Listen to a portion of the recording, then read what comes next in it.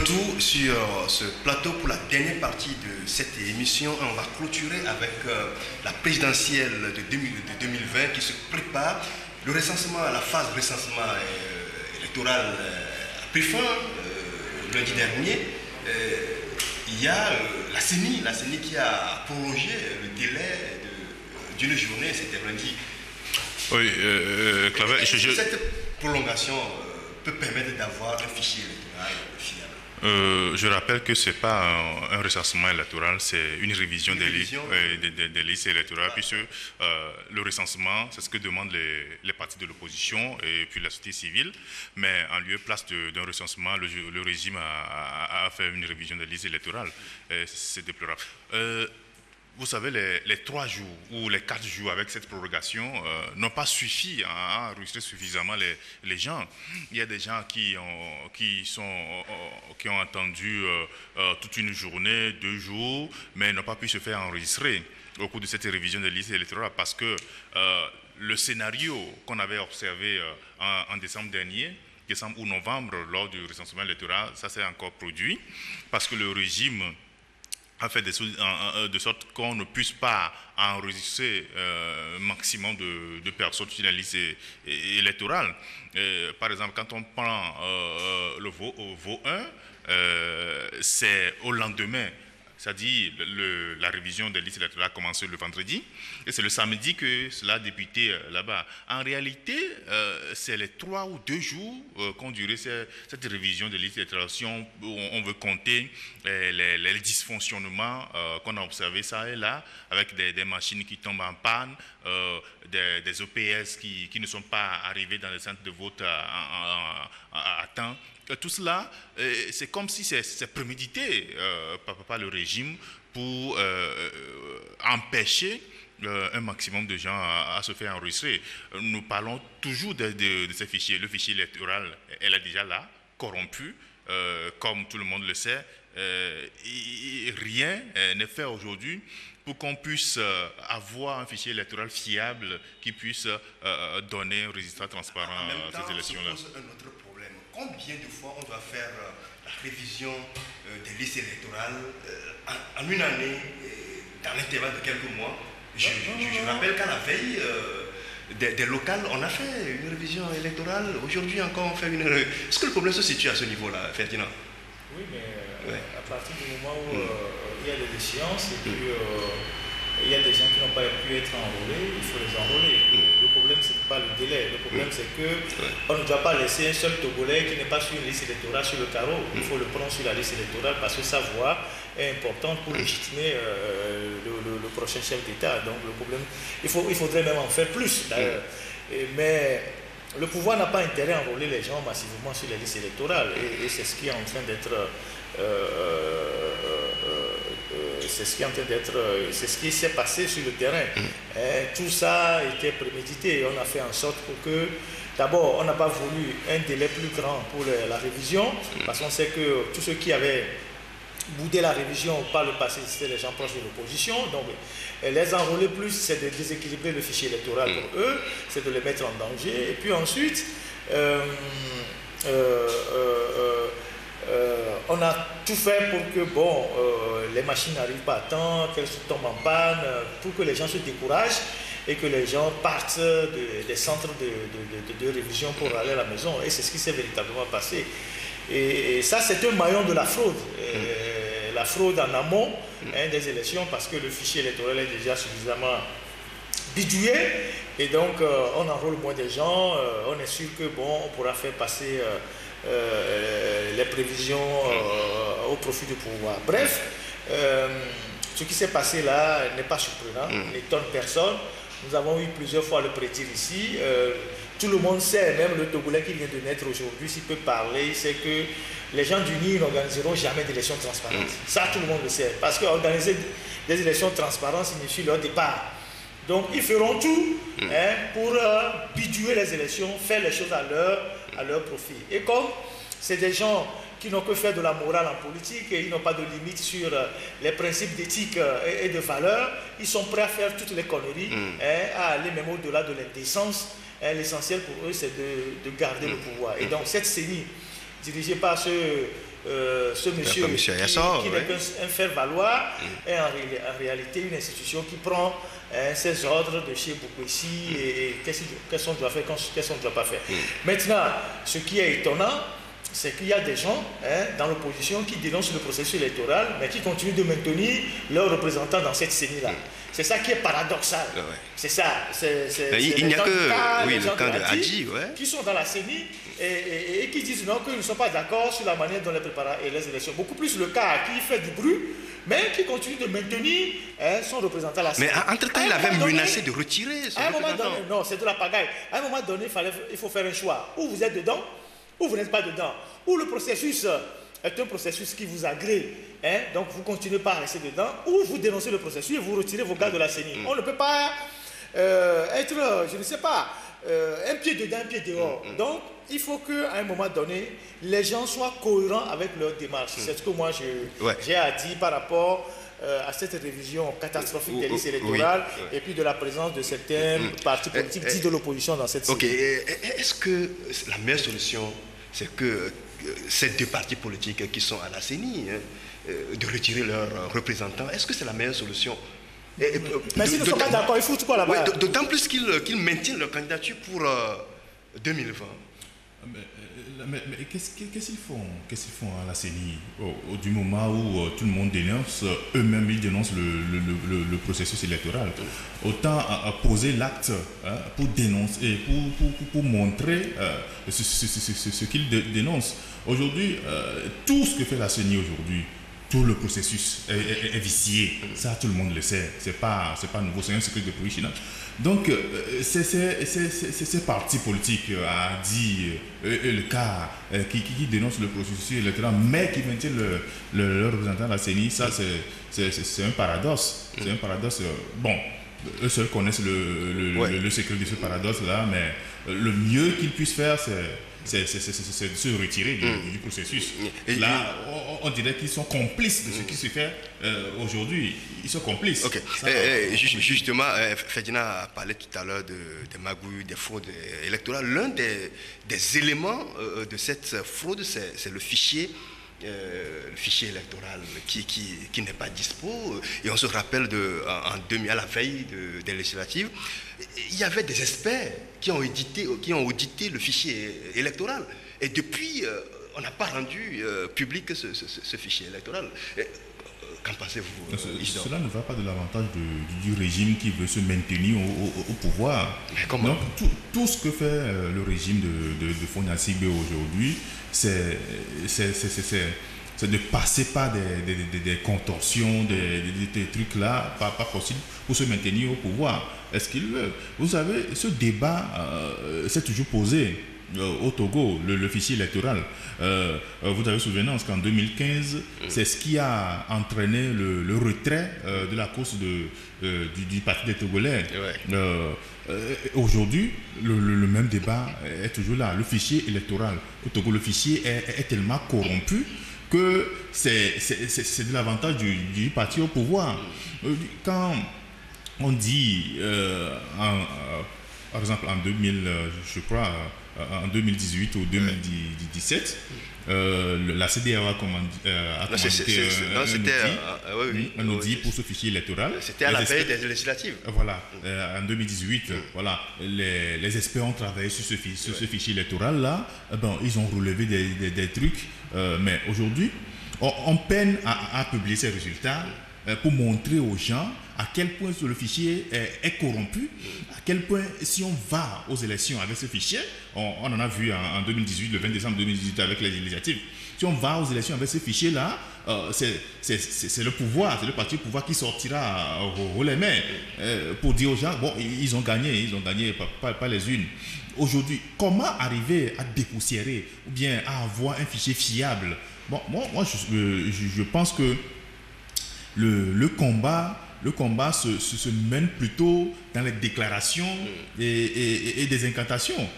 Parce que ce fichier est là, les gens se déclarent candidats à ces élections, à cette présidentielle-là, mais personne ne parle de la stratégie, de comment faire pour avoir un fichier fiable qui pourrait avantager tous les candidats. Ferdinand, je vous pose cette question-là. Comment faire pour avoir le fichier électoral? Avec quel fichier on va à cette présidentielle? D'autant plus que chaque jour que Dieu fait, les candidatures s'enregistrent toujours. C'est la question candidat. Il n'y a pas de candidats. On a moyen d'aller mettre le fichier sur la place publique. C'est aux politiques de savoir ce qu'ils veulent, ce qu'ils veulent faire et où ils veulent aller. Ouais. Donc, c'est pas à nous de. Nous sommes de ton point de vue, journaliste. Nous faisons des analyses et puis nous donnons nos points de vue. Et c'est ce que nous disons depuis, en disant que le régime n'a pas intérêt à rendre tout ça public. Parce que le fichier lui-même est déjà corrompu, tué. Donc, ne leur demandez pas d'aller afficher ça pour que, bon, on puisse voir ce qu'ils ont mis dedans. Maintenant, si les gens qui vont à la compétition contre le régime, ils ne disent rien, c'est pas à nous de venir faire le job à leur place. Nous, on fait un constat, on fait des analyses de journalistes. Si les opposants participationnistes aux élections, eux-mêmes savent que, bon, avec ça, ils vont aller gagner, bon, tant mieux, allons-y. Mais nous, on sait que le pouvoir a déjà vicié les choses, de se donner toutes les chances de la fraude pour pouvoir se maintenir à la tête du pays. Oui, Isidore? Oui. Aujourd'hui, quelle est la solution? Bon, parce qu'on a l'impression que à la veille de cette présidentielle, l'opposition est en difficulté totalement. L'opposition en difficulté, ça, on l'a toujours dit ici. Hein. Bon, mais cette année, c'est particulier. Hein. Oui, mais c'est peut-être particulier, mais ça dit, on dirait qu'ils ne trouvent pas la solution appropriée au problème. Tout le monde se lève, se déclare candidat, tout en sachant que le jeu auquel il se prête, le jeu est déjà gagné d'avance par une partie. Mais quand on le dit, bon, les politiques de l'opposition nous disent, ne dites pas ça, qu'en 2020, il peut y avoir l'alternance. Mais comment est-ce que l'alternance peut venir dans ces conditions-là? Parce qu'aujourd'hui, nous sommes à quelques 2 mois des élections. Mais bon, les conditions de transparence, on ne le voit pas, on ne le voit nulle part. Mais on dit c'est le régime seul qui se réjouit de ces élections parce que le régime sait ce qu'il a posé comme pion, Donc, bon, allons-y seulement, comme eux-mêmes ils le disent. Oui, Ferdinand, oui. On a des leaders sérieux, des gens responsables. Chacun peut essayer de mettre sur un tableau ses forces et ses faiblesses et dans cette compétition et tirer la conclusion. Est-ce qu'il faut qu'on y aille? Est-ce qu'on a des chances de gagner quelque chose? Donc, il ne sert à rien de vendre des illusions aux gens. Vous voyez tous les plaisantins, ils se déclarent candidats là. Tous ces gens-là, c'est des gens téléguidés. Il y a ceux qui sont téléguidés, il y a ceux qui pensent que, bon, un parti politique ne doit pas rester en marche des scrutins, quel que soit le résultat qu'il y aura. Parce que participer aux élections fait partie de la vitalité des partis politiques. Bon, c'est leur choix. Mais, personnellement, je pense qu'il ne faut pas faire une fixation sur 2020.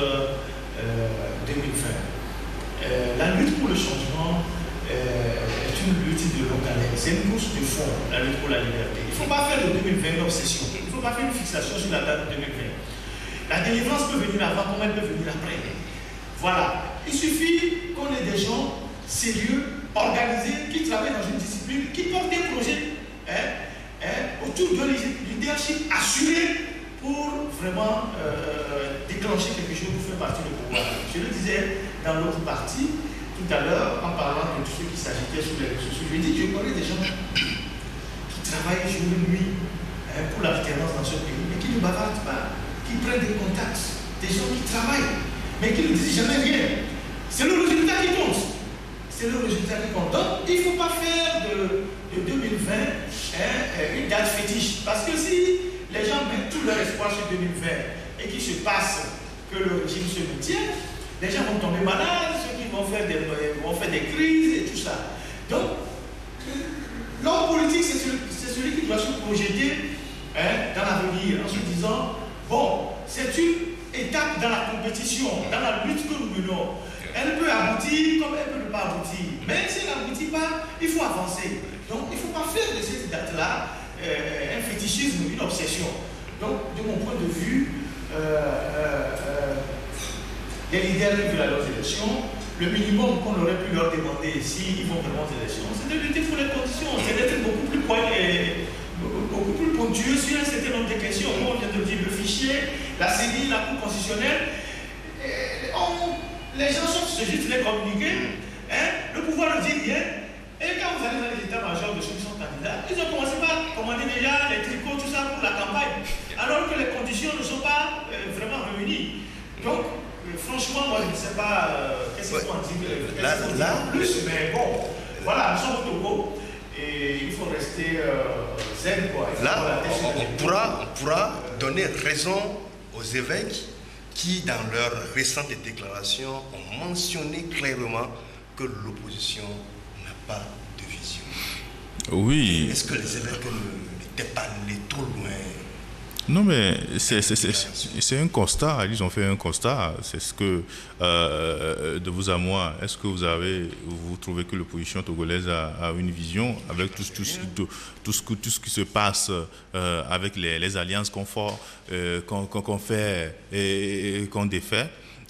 Tout ça là, bon, ça montre que bon, les gars, vraiment, ils n'ont pas concrètement une vision pour ce pays. Mais quand ils l'ont dit, quand les évêques l'ont dit, les gens les ont traités de tous les noms, surtout les militants de ces partis d'opposition-là. On dit n'importe quoi de ces évêques-là, mais c'est un constat et c'est très clair. Quand nous voyons tout ce qui se passe, comment l'opposition manque de stratégie pour atteindre son but, comment l'opposition, quand on lui montre un chemin, elle préfère prendre une autre pour tomber dans des travers et prêter le flanc au régime qui s'en sert pour se galvaniser. Tout ça là, bon, ça montre que vraiment les gens n'ont aucune ambition, les gens n'ont pas de vision, ou bien que les gens veulent faire carrière dans l'opposition pour je ne sais pas quoi. Ils ont le secret de ce qu'ils font. Pour le moment, Faure ne sait pas, Faure Gnassingbé, qui est le président de la République, ne s'est pas encore prononcé sur sa candidature au sein du parti. On le brandit comme le porte-étendard, Ferdinand. Et le président de la République, Faure Gnassingbé, a signé une tribune dans Jeune Afrique. Est-ce que il a parlé du Togo? Est-ce que vous avez retrouvé ce Togo-là? D'abord, oui. Il faut quand même dire qu'il va être candidat. Il n'a pas fait tout ça pour aller dormir, aller mourir. Il préparait le terrain. Il veut laisser le pouvoir. Non, oui. C'est quelqu'un qui est dans une logique qui veut rester le plus longtemps possible au pouvoir. Il n'a aucune intention de quitter le pouvoir jusqu'à la fin de sa mort. Et c'est ce qu'il nous dit pour le pouvoir.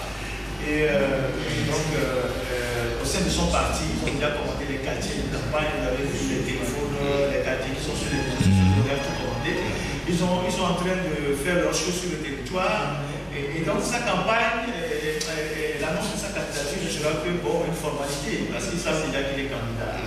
Bon, maintenant, pour la tribune qui reste dans l'Afrique, moi, je n'ai pas vu. J'ai pas vu le Togo dans ce qu'il a dit quand il dit que le chômage est le Togo a le chômage le plus bas de la sous-région. Je ne sais pas si c'est le Togo qui parle ou bien il a le Togo dans son sommeil. Parce que le chômage, c'est tous les jeunes qu'on voit tous les jours sur les télévisions. C'est ceux qui étaient au service des passeports à 5h du matin ou 4h du matin, qui ont fait la nuit là-bas parce qu'ils veulent quitter le pays. C'est tous ces jeunes-là qui sont à la maison, qui sont à la charge de leurs parents. Pendant qu'une minorité est dans la jouissance totale. Les gens ont pris le pays en otage, les richesses du pays en otage. Ils en ont suffisamment. Ils en ont tellement que le reste, ils ne veulent même pas que les Togolais en profitent. Ils pratiquent aux étrangers, ils font venir leurs amis, ils se cachent derrière des sociétés écrans, ils rachètent les biens de notre pays, ils se partagent les intérêts. C'est ça la gouvernance du Faure Gnassingbé. Donc tout ce qu'ils racontent là, c'est des histoires. On dit qu'il y a l'amélioration du climat des affaires. Vous avez la justice là. Il y a des colonies qui se font là-bas. La justice est un maillon essentiel dans le milieu des affaires. Aujourd'hui, la justice togolaise est une justice totalement corrompue. Où vous avez un conflit avec quelqu'un, vous arrivez là-bas, les juges prennent de l'argent, le procureur, tout ça. Et puis bon, si vous n'avez personne, je ne sais pas. Donc la justice togolaise est un cancer dans ce pays, dans tous les domaines. Que ce soit le foncier, le milieu des affaires, tout. La justice dans ce pays est une catastrophe. Et c'est dans ce pays-là qu'on nous dit oui, que nous avons fait des progrès, il y a du business, il y a je ne sais quoi. Et pendant que, bon, vous voyez, quand il pleut là, personne ne peut sortir de sa maison, les rues sont inondées. Là, nous sommes en train de faire une émission, on a subi 4 coupures. C'est ça qui a perturbé même l'émission. On a perdu même le fil de ce qu'on était en train de faire. Il faut chaque fois se lever, revenir 15 minutes après, et puis après, on recommande, on coupe encore. Donc c'est ça le Togo qui avance. Excusez-moi, moi je pense qu'il ne faut pas vendre les chimères au Togo. Ouais, c'est quel Togo? Vous avez retrouvé cette tribune du chef de l'État. Non, Ferdinand, je crois que Ferdinand a exagéré. Peut-être que fort, dans son prochain mandat, voilà le Togo qu'il veut construire pour les Togolais. Un Togo, un paradis sur terre. Donc c'est ça. En 15 ans, il n'a pas pu faire ça. Donc peut-être en 5 ans, bon, avec une baguette magique, on va transformer le Togo comme il a décrit dans sa tribune. Les choses bougent énormément. Ils n'ont pas besoin de signer des tribunes pour faire comprendre que les choses bougent. Non, vous comprenez avec moi qu'à la veille de chaque présidentielle, c'est l'exercice que fort se donne. Donc, aller chercher des pages dans des parutions internationales ou demander des interviews sur les chaînes internationales pour présenter un bilan dans lequel les Togolais ne se retrouvent pas. On dirait que nous sommes revenus de Mars, découvrir un Togo que Fonia Singbe présente aux gens. Donc c'est ça, c'est la campagne qui commence. Comme l'a dit Ferdinand tout à l'heure, le gars, il sera candidat et il a déjà commencé sa campagne.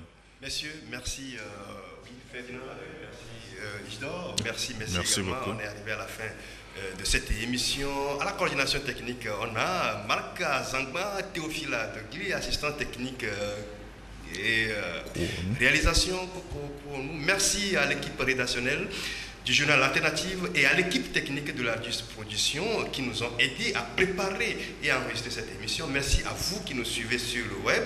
Prenez soin de vous. À très bientôt pour un nouveau numéro de l'autre journal.